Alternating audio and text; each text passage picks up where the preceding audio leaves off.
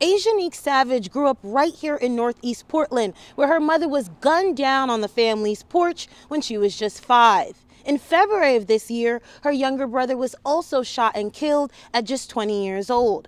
Many people would wonder how a young woman would survive such tragedy. She says helping others just like her is the best way to heal. You know, when you grow up with siblings, you grow up very tight-knit already because of trauma, so you love so hard. And my little brother, he was my bestie, my little broke bestie. We did everything together, and it was just traumatizing. Asianique Savage is still carrying the weight of losing her brother and mother to gun violence. You go through a phase where you don't want to sleep because you think you're going to get a phone call, another phone call. You see, you're constantly checking on your people. Savage says the way police treat the families of homicide victims adds to their agony. They did not treat my family with respect at all, and that whole process was terrible. Savage's younger brother, Tyjuan James, was shot and killed a little less than a year ago after a fight outside a bar in Southeast Portland. Savage says police treated her with suspicion when she arrived to the crime scene. And I kept saying, like, this is my brother, this is my brother, this is my family. My name is Asianique. I'm here for Tyjuan James. Like, where's, you know, like, what's going on? And they tried to pull me out my car. They tried to draw guns on me. They were screaming in my face. Savage says the next day, police showed her a video of how her brother was killed. There's video of people going through his pockets and dragging him across the ground. You know, it was just very inhumane.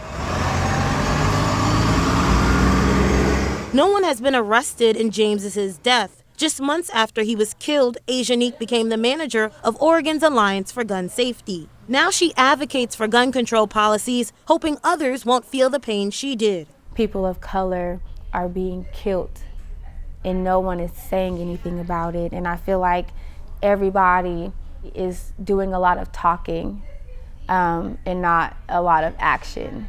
I'm doing it for my community. You know, I grew up on these streets. I've walked down MLK my whole life.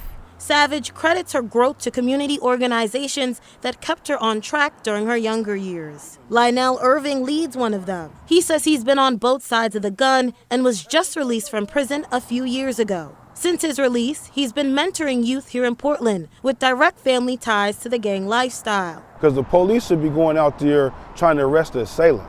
It's our job as the community members in the city of Portland to get around the family that have youth in there that have suffered from gun violence, because they're potentially the next shooters. As for police, even though homicide numbers have come down, they say the caseload is still high for the amount of staff they have. We are kind of coming out of a really difficult period where, you know, police were preoccupied with civil disorder incidents. Now we've been able to kind of refocus on what we primarily do, which is the crime. The 74 homicides in Portland in 2023, leaving a toll on families, the community, and investigators.